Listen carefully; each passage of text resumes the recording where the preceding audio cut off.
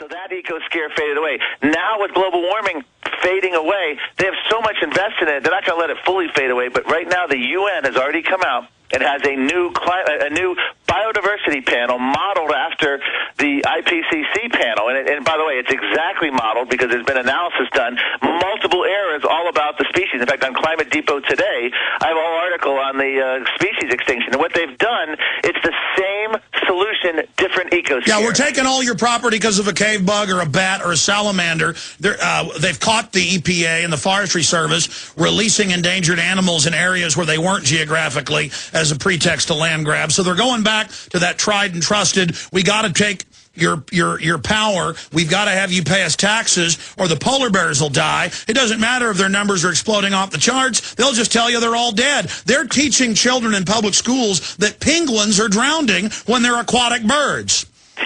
Oh yeah, no, what they're teaching them in public is it's a crime, and in fact, it's become what I call climate astrology. Anything in 2007, the UN basically said many bad things will happen, and guess what? Bad things always happen, and now every time a bad thing happens, it's proof that the UN is the new Nostradamus of our age. Everyone looks to, well, the UN predicted that. We have a Debbie Stabenow, the Michigan senator, who now says she believes in man-made global warming because every time she flies, the turbulence is worse. She feels global warming when she flies in the form of worse turbulence. She doesn't remember airline turbulence. So it's total bad. Paranoid voodoo. Let me throw this in before we go to break and come back and get into population reduction and their numbers on that front, because I know you're an expert in that area. What about all these other things that have been proven wrong? I mean, there's so many other things that they have predicted were going to happen that haven't happened. Yeah, I mean, going back, the DDT scare, not only was it scientifically baseless, but it probably cost millions of lives of people in Africa who couldn't face malaria. And not only that, it's inconveniencing a lot of people in big cities today with the explosion of bed bugs, because we're not allowed to use DDT to kill bed bugs. It's probably the most effective tool against bed bugs. If you go back to the 1970s, remember that we mentioned the global cooling scare, which faded away by the late 70s. Then you have the resource scarcity, famines. We had such outrageous predictions that we were using up the earth, that we wouldn't have enough food to feed everyone, that we were going to be facing, wars and conflicts based on food resource.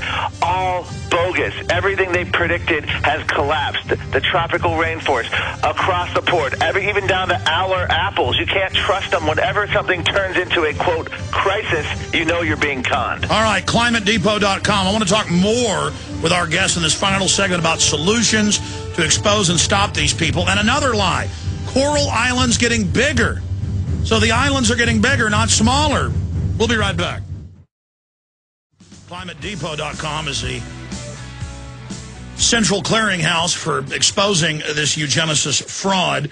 I want to get into China rethinks its controversial one-child policy. And they go on to admit here that rich people were already allowed to have more than one child. Party members could do whatever they wanted.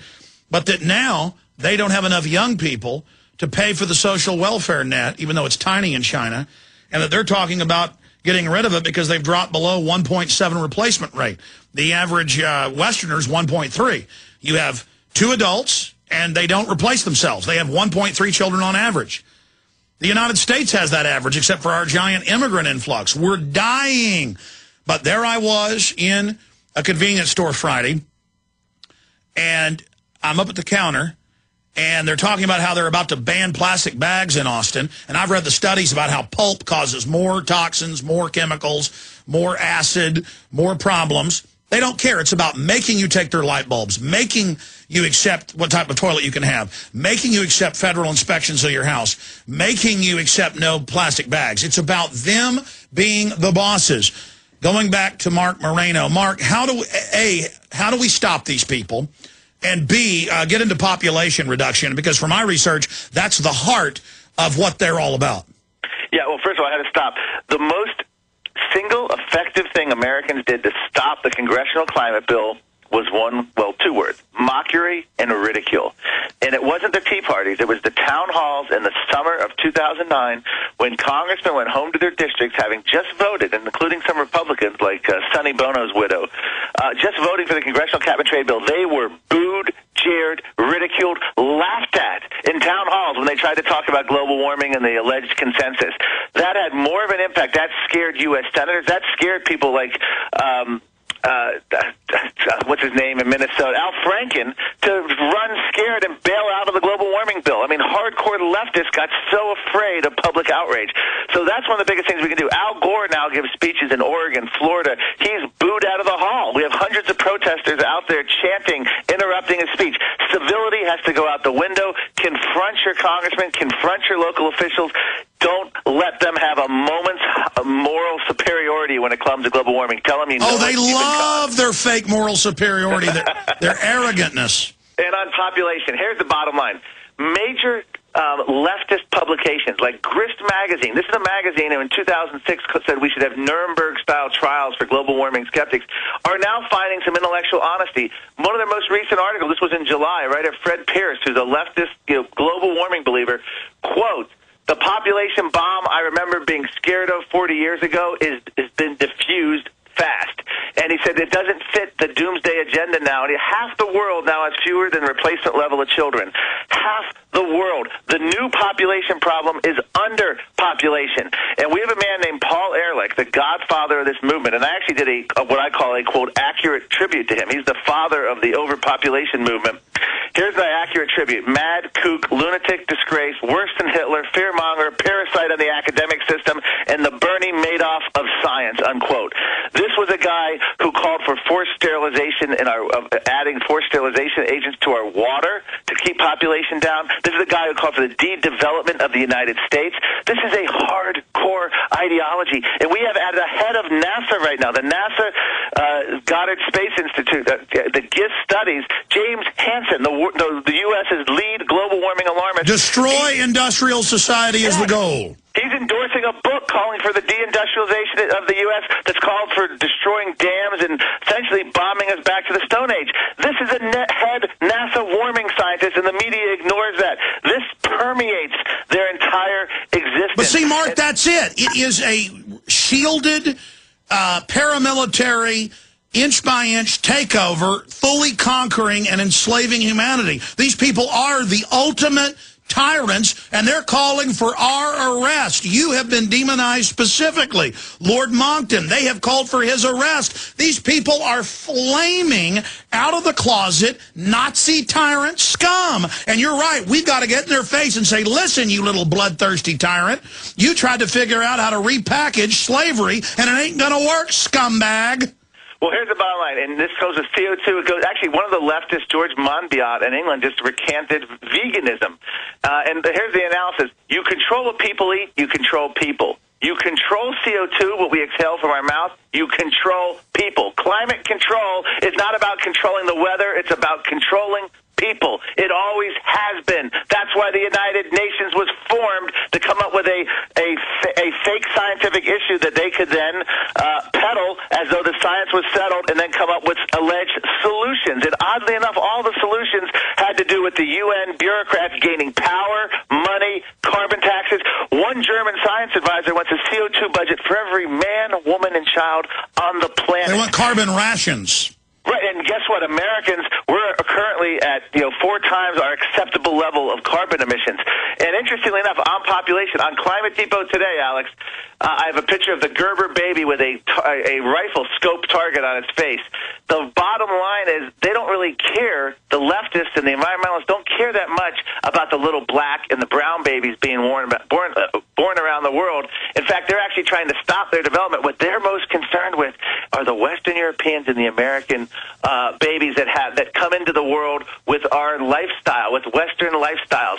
That's what terrifies them, because the earth can't handle it. So they're trying to stop our babies more than anything from being born. At the same time, they're locking in 1.6 billion people, predominantly of color, into a back-breaking existence of poverty. We have James Cameron, by the way, who chickened out of a debate last month in Aspen. At the last minute, my flight was in midair. He was scheduled to debate me and Andrew Breitbart and Anne McElhaney, Irish filmmaker. He went down to Brazil. This is a guy who lives in a 16,000 square foot house. One of his homes is 16,000 square foot. The director of Avatar and Titanic, James Cameron. He goes down with Sigourney Weaver to Brazil. The leftist president, Lula, by the way, friends of Hugo Chavez and friends of Castro, no right-winger, no oil-funded president, laughs at James Cameron, who goes down and stops development projects, a hydroelectric dam that would bring running water and electricity ultimately to millions of Brazilians. He flies down with a Hollywood actress, tries to prevent this development, and then flies home to his 16,000-square-foot mansion. Where are people hinting at the racism involved? White, wealthy Westerners going into countries where dominated by people of color, telling them they can't have what we have. In fact, Jerry Brown in California, I interviewed him at an Earth Summit in South Africa, Johannesburg, South Africa, 2002. He said the developing world can't emulate Western prosperity because the Earth couldn't handle it. We need something like 5 or 20 more Earths. Well, the bottom line is that is the equivalent of telling people in Africa living in huts made of dung that they can't advance, they can't have what we have. It's condemning their children to high infant mortality, them to a life that's so short. Plus, if they're so worried about overpopulation, that's right. Every time you industrialize, births go into negative. Exactly, because that's exactly what happens. The wealthier the countries get, the less population. You'd think they'd be out there clamoring for. No. It goes back to Margaret Sanger. But every single person who's on this bandwagon, including Oprah Winfrey, John Travolta, the Patriots quarterback, Tom Brady, sadly has been praising Al Gore, live in mansions with square footage, in excess of 10,000 square feet. All of these people are basically advocating poverty, misery, and death and destruction for people in the developing world, or at best, subsidized socialism. No, they're a bunch of greedy criminals. And you go back to Margaret Sanger saying we've got to pose as liberals to kill these weeds. And they hate black people. They hate brown people. They're a bunch of racists. And as soon as so-called minorities figure this out, they'll have the key to everything. They'll understand a real racist isn't some toothless drunk wearing a white hat. That's an idiot who is a racist. The hardcore racists saddle up to you with a loving little simpering NPR voice, and they're out there celebrating the recession, depression, saying it'll lower our carbon footprint. These are life-hating scum parasites. Yeah, in fact, Robert Redford was called out by black ministers about 2 years ago. They protested at a Sundance Film Festival, basically saying that Robert Redford's environmental advocacy is racist to people of color. In other words, his policies that Robert Redford, the Hollywood actor, advocates would raise energy prices. And guess what? Who does that affect most? Seniors on fixed income and minorities who are generally poorer in our society. They pay a higher percentage for these higher energy bills so that guilty white liberals can feel like they're doing something. Give the Christian Science. But they're not even guilty white liberals. I've talked to them. They hate poor people. They hate working Americans. They just love the cutting stuff off to people. Marc Morano, incredible interview. Thanks for the great work you're doing over at climatedepot.com. I look forward to speaking to you again in the near future. We will rout out these 21st century Nazis. Well, thanks a lot. We have the big UN climate summit coming up in December, so we hope to talk before then. That'll be their last gasp to try to get us to do something. Yes, sir. Look forward to speaking to you then. God bless. Ladies and gentlemen, everything he said was true. Everything he said was true. I mean, I have to look at these murdering criminals every day. Do you know they told the third world, oh, we're going to tax rich America and Europe and give you the money? And they got to Copenhagen, and they gave them the treaty, and it said more taxes on the third world than even on the West. It has nothing to do with the earth.